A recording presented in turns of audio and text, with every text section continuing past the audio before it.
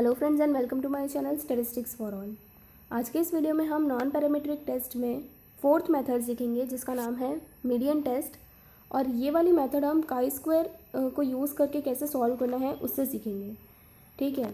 अब फ्रेंड्स ये वाली जो मेथड है वो हमारी सीरीज़ की लास्ट मेथड है। इससे पहले हमने 3 मेथड कंप्लीट कर ली है। कौन सी की थी? साइन टेस्ट कर ली है, विल्कॉक्सन साइन रैंक टेस्ट और मैन विटनी यू टेस्ट। ये तीनों मेथड्स भी हमने कंप्लीट कर ली है। अगर आपने वो मेथड्स अभी तक नहीं देखी है तो उनकी लिंक मैं डिस्क्रिप्शन बॉक्स में दे दूँगी। ओके, तो चलिए हम स्टार्ट करते हैं। सबसे पहले हम इसके स्टेप्स देख लेते हैं कि इसके सम्स को हमें सॉल्व कैसे करना है।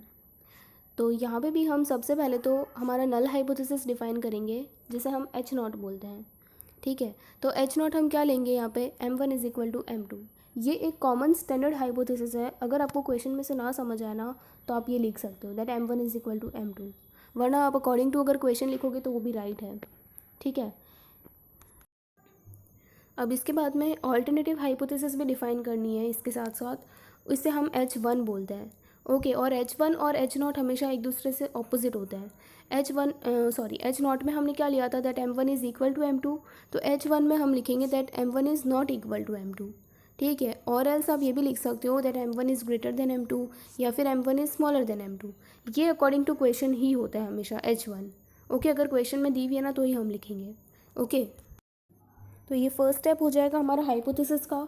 अब ये स्टेप जो है ना वो बहुत इंपॉर्टेंट है और ये कंपलसरी भी है। इसी के बेसिस पे हम पूरा सम सॉल्व करते हैं।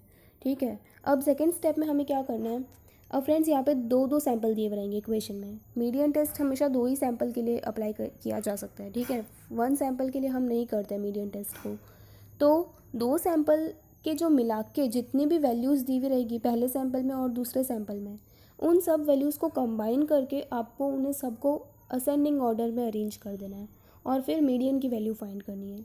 तो सेकंड स्टेप यही है that arrange the given data in ascending order by combining both the sample and find median. ऐसा नहीं कि पहले सैंपल को असेंडिंग ऑर्डर में कर दे फिर दूसरे सैंपल को करे, अलग अलग नहीं करना है। सबकी वैल्यूज़ को मिक्स करके फिर करना है आपको असेंडिंग ऑर्डर में। ठीक है ना। और मीडियन की फॉर्मूला क्या है that m is equal to n+1 divide by 2 with value n, यानी कि सैंपल 1 और सैंपल 2 दोनों सैंपल में कितने वैल्यूज़ दी हुई है टोटल काउंट करके वो n आ जाएगा आपका। ठीक है, अब मीडियन फाइंड करने के बाद में आपको 4 वैल्यूज़ लिखनी है। n1 की वैल्यू, n2, फिर u और v। ये 4 वैल्यूज़ आपको लिखनी है। n1 n2 क्या होता है, यानी कि दोनों सैंपल की जो साइज़ होगी ना वो हमारा n1 और n2 होगा। पहले सैंपल में अगर 10 वैल्यूज़ दी हुई है तो n1 10 हो जाएगा, दूसरे सैंपल में भी 10 दी हुई है तो 10 लिख देंगे, कम ज़्यादा दी हुई है तो उस हिसाब से लिख देंगे। ठीक है, u और v कैसे फाइंड करना है वो देखो। u मतलब number of values which are lesser than median in first sample, यानी कि पहले सैंपल में हमें देखना है सिर्फ जितनी भी वैल्यूज़ पहले सैंपल में मीडियन से कम है उन्हें काउंट करके हमें लिखना है, वो हमारा u हो जाएगा। ओके, और वैसे ही दूसरे सैंपल में भी हम देखेंगे कि जितनी भी वैल्यूज़ मीडियन से कम आई है ना उन्हें भी काउंट करके हम लिखेंगे तो वो हमारा v हो जाएगा। Okay, number of values which are lesser than median in second sample. समझ आ रहा है? तो ये हमारे पास 4 वैल्यूज़ आ जाएगी ना, n1 n2 फिर u और v।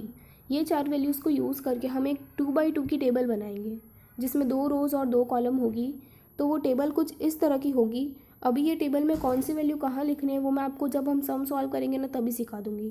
ठीक है, फ़िलहाल के लिए अगर आप ये स्टेप्स लिख रहे हैं तो फिर आप ये टेबल भी एक बार लिख लेना पूरी। तो काई स्क्वायर में आपको याद होगा हमने येट्स करेक्शन मेथड सीखी थी कुछ, वो भी 2x2 टेबल के लिए ही होती थी। तो यहाँ पे भी हमें वही सेम फार्मूला जो येट्स करेक्शन में हम अप्लाई करते थे ना वही काई स्क्वायर वाली फार्मूला अप्लाई करनी है। वो फार्मूला क्या थी that chi square is equal to n multiplied by AD minus BC का square upon A plus b multiply C plus D multiply A plus C multiply B plus D। तो इस formula से हमारी chi square की calculated value आ जाएगी। इसके बाद में हम काई स्क्वायर की टेबल वैल्यू भी फाइंड करेंगे। ठीक है, तो टेबल वैल्यू के लिए पहले हमें डिग्री ऑफ फ्रीडम निकालना पड़ेगा। उसकी फार्मूला है r-1 मल्टीप्लाई c-1। r यानी कि नंबर ऑफ़ रोज़ और c मतलब नंबर ऑफ़ कॉलम। तो यहाँ पे इस क्वेश्चन में रो और कॉलम हमेशा 2 ही होगी क्योंकि हम 2x2 की टेबल बना रहे हैं, तो रो भी 2 ही बनेगी और कॉलम भी 2 ही बनने वाली है। तो 2 - 1 × 2 - 1 आंसर हमेशा डिग्री ऑफ फ्रीडम का 1 ही आने वाला है इस क्वेश्चन के लिए हमेशा। ओके, लेकिन फिर भी सॉल्व करके तो हम दिखाएंगे ही। ठीक है, फिर टेबल वैल्यू के लिए अब लिखना कैसे है पहले वो देखो। chi², फिर नीचे छोटा सा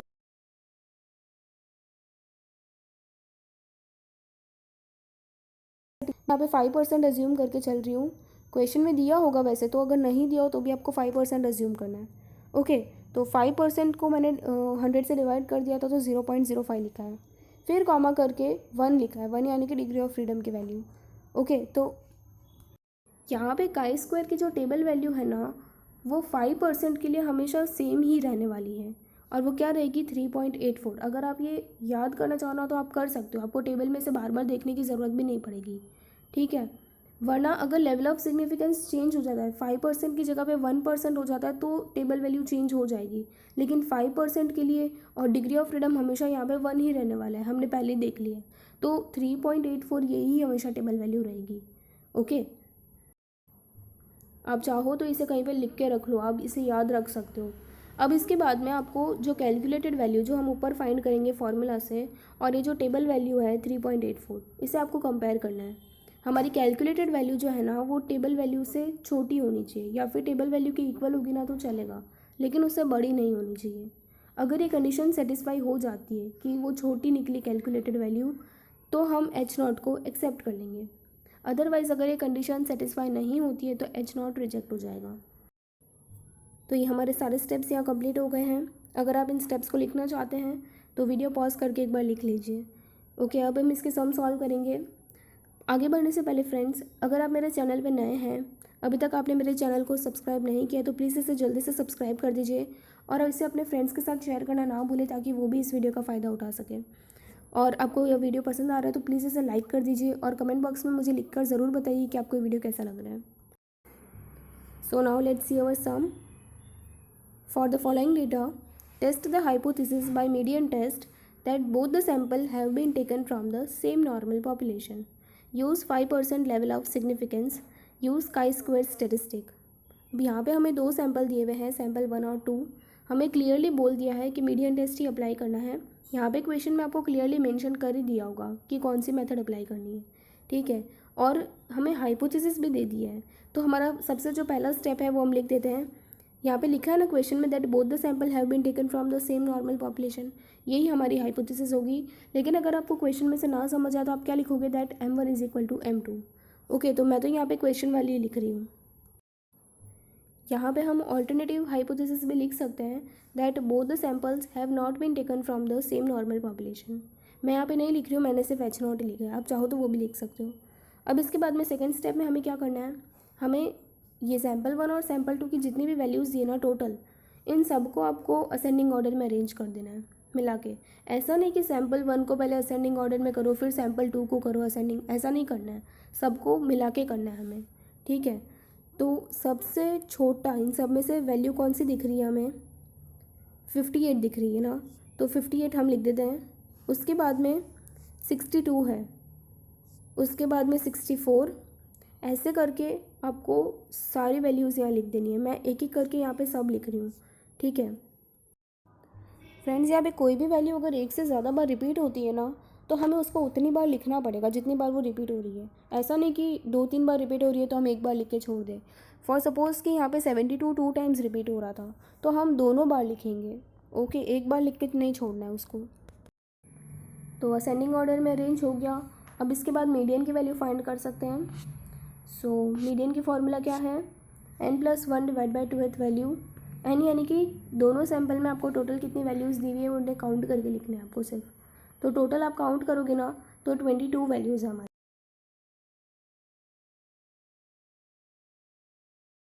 23 डिवाइड बाई 2 हो जाएगा 11.5 वैल्यू। ओके, अब ये मीडियन की वैल्यू नहीं है 11.5। यहाँ आपने जो असेंडिंग ऑर्डर में अरेंज किया ना, इसमें आपको पोजीशन दी हुई है कि 11.5 पोजीशन पे जो भी नंबर है ना वो आपकी मीडियन की वैल्यू होगी। अब यहाँ पे फ्रेंड्स अगर 11 आया होता ना सिर्फ आंसर, तो हम काउंट करके लिख देते कि 11 नंबर पे कौन सा नंबर दिया हुआ है, तो वो हमारा मीडियन हो जाता। अगर 12 होता, 12th पोजीशन होती, तो 12th पोजीशन पे कौन सा नंबर है वो हमारा मीडियन की वैल्यू हो जाती। लेकिन ये तो 11.5 है, 11 भी नहीं है और 12 भी नहीं है, उनके बीच का नंबर है। तो हम क्या करेंगे, 11th पोजीशन पे जो भी नंबर है और 12th पोजीशन पे जो भी नंबर है उन दोनों को ऐड करके डिवाइड बाय 2 कर देंगे, यानी कि उनका हम एवरेज निकाल देंगे, जिससे हमारे पास मीडियन की वैल्यू आ जाएगी। ठीक है, तो देखो काउंट करके हम देखेंगे तो 11th पोजीशन पे 78 है और 12th पोजीशन पे 80 है। तो अब क्या करना है, 78 + 80 डिवाइड बाई 2, इन दोनों का आपको एवरेज निकाल लेना है। तो आंसर आ जाएगा 79। तो 79 हमारा मीडियन आ गया। अब इसके बाद में हमें 4 वैल्यूज़ फाइंड करनी है, N1, N2, U और V। तो पहले मैं आपको U और V बताती हूँ। अब पहले सैम्पल में देखो मीडियन हमारा 79 आया ना, तो पहले सैम्पल में देखो सिर्फ कि मीडियन से छोटी कितनी वैल्यूज़ है, हमें काउंट करके लिखना है। पहले 62, फिर 78, देन 72, फिर 76 और फिर वापस से 72। तो ये सिर्फ 5 ही वैल्यूज़ है जो सैम्पल 1 में 79 से छोटी है, तो हमारा 5 हो जाएगा। ओके, वैसे ही सैम्पल 2 में भी काउंट करके हम लिख देते 34, देन 66, 74, 58 और 68, ये सभी है। तो 6 वैल्यूज़ छोटी है, इसीलिए V की वैल्यू हमारी 6 हो जाएगी। ओके, और N1 और N2 क्या होगा, N1 में आपको 12 वैल्यूज़ दी हुई है टोटल, तो N1 12 हो जाएगा और सैम्पल 2 में आपको 10 वैल्यूज़ दी हुई है, तो टोटल 10 हो जाएगा। तो ये चारों वैल्यूज़ आ गई। अब हम हमारी वो 2x2 की टेबल बनाएंगे। तो पहले मैं ब्लैंक टेबल बना रही हूँ। अब यहाँ पे हम फिल करेंगे इसको, साइड में हेडिंग करेंगे हम सैम्पल 1 और सैम्पल 2। ओके, और ऊपर हेडिंग करेंगे, पहले में लिखेंगे लेस देन मीडियन और दूसरे में लिखेंगे मोर देन और इक्वल टू मीडियन। ओके, और इन दोनों के यानी कि रो वाइज भी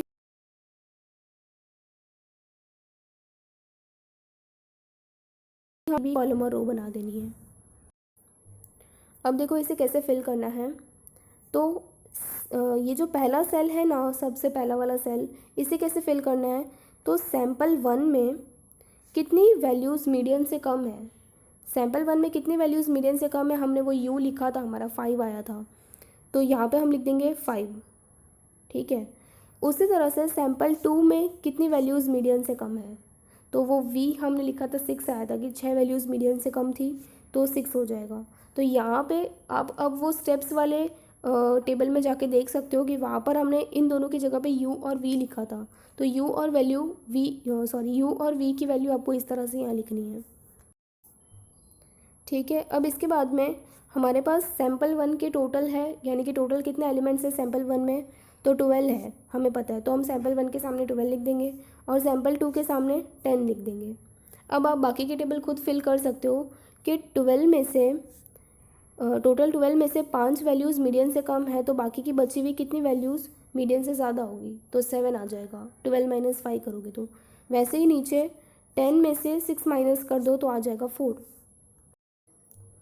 अब कॉलम वाइज टोटल भी फाइंड कर लेते हैं।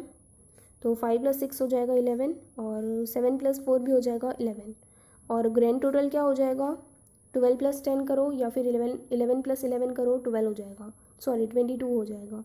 ये 22 जो हमारा N है, कैपिटल N, हमने पहले भी कैपिटल N 22 ही लिया था, यहाँ पे भी 22 ही आएगा। ठीक है, तो ये अब मैं यहाँ से सब कुछ रब कर रही हूँ, मैं सिर्फ हमारा जो नल हाइपोथेसिस लिखा हुआ है और ये जो 2x2 की टेबल आई है ना, सिर्फ हम वही रहने दूँगी ताकि हम आगे के स्टेप्स कर सकें। ओके, तो अब इसके बाद में आपको क्या करना है फ्रेंड्स, हम यहाँ पे येट्स करेक्शन मेथड वाली फार्मूला ही अप्लाई करेंगे। ओके, तो उसके लिए आपको हम क्या करते थे, ये जो 2x2 की टेबल है ना, उसमें ये जो फर्स्ट वैल्यू है उसे हम A लेते थे, यानी कि 5 को हम A लेंगे, फिर बाजू में उसको B लेंगे, 7 को B, और नीचे C और फिर D। आपको ABCD की वैल्यू इसी ऑर्डर में लेनी है, उल्टा फुल्टा ABCD कहीं पे भी मत लिखना।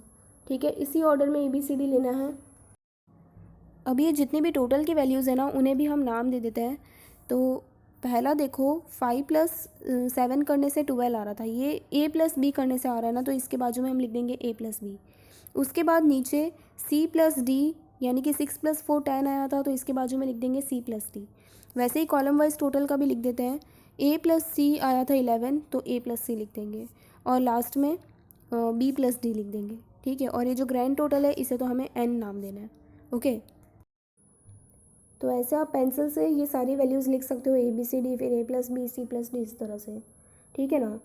अब येट्स करेक्शन मेथड के लिए हम क्या करते थे फ्रेंड्स, ये जो 2/2 की टेबल बनी है ना हमारी, ये मेन 4 वैल्यूज़ ABCD की वैल्यूज़, इनमें से हमें चेक करना है कि कोई भी वैल्यू 5 या उससे कम तो नहीं है ना, ये चेक करना है। और अगर कोई भी वैल्यू 5 या उससे कम निकलती है तो हमें ABCD की रिवाइज्ड वैल्यूज़ फाइंड करनी पड़ेगी, यानी कि न्यू वैल्यूज़ वापस से फाइंड करनी पड़ेगी। तो यहाँ पे भी हमारी एक तो पहला 5 है और दूसरा D की वैल्यू जो 4 है वो भी 5 से कम है, तो वैल्यू कम है 5 से, इसलिए हमें ABCD की न्यू वैल्यूज़ फाइंड करनी पड़ेगी। अगर नहीं होती ना तो हम डायरेक्टली फार्मूला अप्लाई कर देते हैं, ठीक है ना। अब कैसे अब हमें फाइंड करना है, तो सबसे पहले हमें AD या और BC की वैल्यू फाइंड करनी है।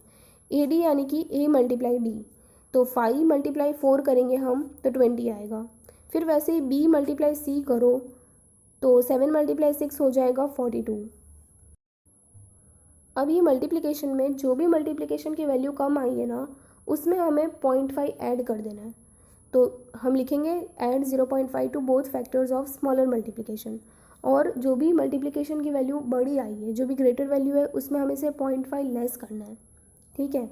तो यानी कि हमारी यहाँ पे 20 कम आई है। 20 किसकी वजह से कम आया, A और D की वजह से, तो A और D में से हम 0.5 प्लस कर देंगे।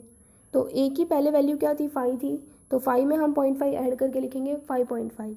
उसी तरह से D की वैल्यू पहले 4 थी तो 4.5 हो जाएगी। तो ये न्यू वैल्यूज़ आ गई A और D की। वैसे ही जो अब ग्रेटर मल्टीप्लिकेशन आया है 42, उसमें से आपको 0.5 लेस करना है, तो B में से भी 0.5 लेस कर देते हैं, 7 - 0.5 6.5 हो जाएगा। और C की वैल्यू 6 थी पहले, तो 6 - 0.5 हम करेंगे तो 5.5 आ जाएगा। अब आपको न्यू वैल्यूज़ फाइंड करनी है, वापस से A × D और B × C, AD और BC की वैल्यूज़ नहीं फाइंड करनी है, ये न्यू वैल्यूज़ के अकॉर्डिंग, ठीक है। 0.5 × 4.5, ये न्यू वैल्यूज़ के अकॉर्डिंग ही फाइंड करना, हाँ, 24.75 आ जाएगा। वैसे ही B × C आ जाएगा 35.75, ठीक है। अब हम वो chi² वाली फार्मूला अप्लाई करेंगे। फ्रेंड्स, अगर यहाँ पे कोई भी वैल्यू 5 या उससे कम नहीं होती ना, तो ये हम न्यू वैल्यूज़ फाइंड करने वाले स्टेप्स करते ही नहीं ABCD के, ठीक है। हम जो वैल्यूज़ ओरिजिनल दी हुई थी ABCD की, हम वही ले लेते हैं सीधा फार्मूला में। ओके, तो अब फार्मूला क्या थी, chi² = n × AD - BC का square upon A + B × C + D × A + C × B + D। तो ऊपर पहले न्यूमरेटर देख लेते हैं, कैपिटल N हमारा 22 है, तो 22 × AD और BC। अब आपको न्यू वाली वैल्यूज़ लेनी है AD BC की, ठीक है ना। तो AD क्या आया था 24.75 माइनस BC था हमारा 35.75, और उसका स्क्वायर करना है। और फिर नीचे डिनोमिनेटर में A + B C + D, ये सब क्या है, ये सब हमने जो ये टोटल फाइंड किए थे ना, ये चारों वैल्यूज़ 12 10 11 और 11, ये चारों वैल्यूज़ को आपको सिंपली नीचे मल्टीप्लिकेशन में लिखना है, ठीक है ना। ये दिख बहुत कॉम्प्लिकेटेड रहा है लेकिन है बहुत इजी। तो हम चारों को लिख देंगे 12 × 10 × 11 × 11। ओके, अब इसे आप सिंपली सॉल्व कर सकते हो। पहले न्यूमरेटर में जो ब्रैकेट दिया हुआ है उसे सॉल्व करना, 24.75 माइनस 35.75, आंसर 11 आएगा। फिर 11 का स्क्वायर कर देंगे तो आ जाएगा 121, और बाहर जो 22 मल्टीप्लाई में वो भी लिख देना, और नीचे इन सबको मल्टीप्लाई करेंगे तो आएगा 14,520। सॉल्व करो, 22 × 121 अपॉन 14,520 इज इक्वल टू 0.1833। ये आपकी आ गई chi² की कैलकुलेटेड वैल्यू। ओके, समझ आ रहा है अभी तक आपको सब कुछ।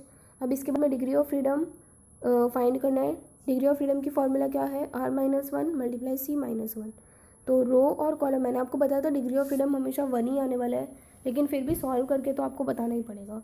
तो रो कितनी है, 2 - 1 × 2 - 1, तो आंसर आ जाएगा 1। ओके, अब आपको टेबल वैल्यू फाइंड करनी है। उसके बाद हम कैलकुलेटेड वैल्यू और टेबल वैल्यू को कंपेयर करेंगे। तो टेबल वैल्यू के लिए हमारे पास लेवल ऑफ सिग्निफिकेंस क्वेश्चन में 5% दिया हुआ था पहले से। अगर नहीं दिया होता ना तो भी हम 5% ही लेते हैं, ठीक है। तो 5% के हिसाब से हम लिखेंगे chi² कैलकुलेटेड वैल्यू, फिर कॉमा करके 0.05, यानी कि 5% लेवल ऑफ सिग्निफिकेंस, फिर कॉमा करके 1 डिग्री ऑफ फ्रीडम लिखना है। और ये वैल्यू मैंने आपको लर्न करवाई थी 3.84। ओके, तो ये हम यहाँ लिख देंगे। अब इसके बाद में लास्ट में सिर्फ हमें कंपेयर करना है इन दोनों वैल्यूज़ को, यानी कि कैलकुलेटेड वैल्यू और टेबल वैल्यू को। और कंडीशन याद है ना आपको, that calculated value should be lesser than और इक्वल टू टेबल वैल्यू। ठीक है ना, कैलकुलेटेड वैल्यू बड़ी नहीं निकलनी चाहिए, हमेशा याद रखना। तो कैलकुलेटेड वैल्यू 0.1833 है और टेबल वैल्यू 3.84 है। तो calculated value is smaller than table value, therefore our h not is accepted. Okay, यानी कि हम कह सकते हैं that both the sample have been taken from the same normal population. ये वाली लाइन राइट प्रूव हो गई। अगर ये कंडीशन सेटिस्फाई नहीं होती ना तो हमारा एच नॉट रिजेक्ट हो जाता। ठीक है, तो ये क्वेश्चन यहाँ कंप्लीट हो गया फ्रेंड्स। आई होप कि आपको ये समझ आया होगा। अब एक और इम्पॉर्टेंट बात, जो कभी कभी फ्रेंड्स क्वेश्चन में ये जो हमने 2x2 की जो टेबल बनाई ना, कभी कभी डायरेक्टली ये टेबल क्वेश्चन में दी होती है और हमें डायरेक्टली काई स्क्वायर की कैलकुलेटेड वैल्यू ही फाइंड करनी होती है। शॉर्ट सम्स में ऐसा पूछा जाता है, यानी कि हमें जो स्टार्टिंग में हमने जितने भी स्टेप्स किए ना, यू निकाला हमने, फिर वी निकाला, मीडियन निकाला था, वो सब हमें उसमें नहीं करना होता है। सीधी 2x2 टेबल हमें अवेलेबल ही होती है। ओके, तो वैसे भी सम आप इजीली सॉल्व कर ही लोगे। तो अब इसके बाद एक सम मैं आपको दे रही हूँ, उसे आप खुद सॉल्व कीजिए और उसका आंसर मुझे नीचे कमेंट बॉक्स में लिख कर बताइए, ताकि फिर मुझे पता चलेगा कि आपका आंसर राइट आ रहा है या नहीं आ रहा है और आपको ये मेथड कितनी समझ आई है। ठीक है, so now this is your question. इसमें सब कुछ दिया हुआ है, एच नॉट भी दिया हुआ है, H1 भी दिया हुआ है, 5% लेवल ऑफ सिग्निफिकेंस भी दिया हुआ है और बोला है कि दैट मीडियन टेस्ट ही यूज़ करो। ओके, तो इसे सॉल्व करके इसका आंसर मुझे नीचे कमेंट बॉक्स में ज़रूर लिख कर बताइए। और अभी तक आपने मेरे चैनल को सब्सक्राइब नहीं किया है तो प्लीज़ इसे जल्दी से लिख बताइए कि आपको ये वीडियो कैसा लगा। Thank you.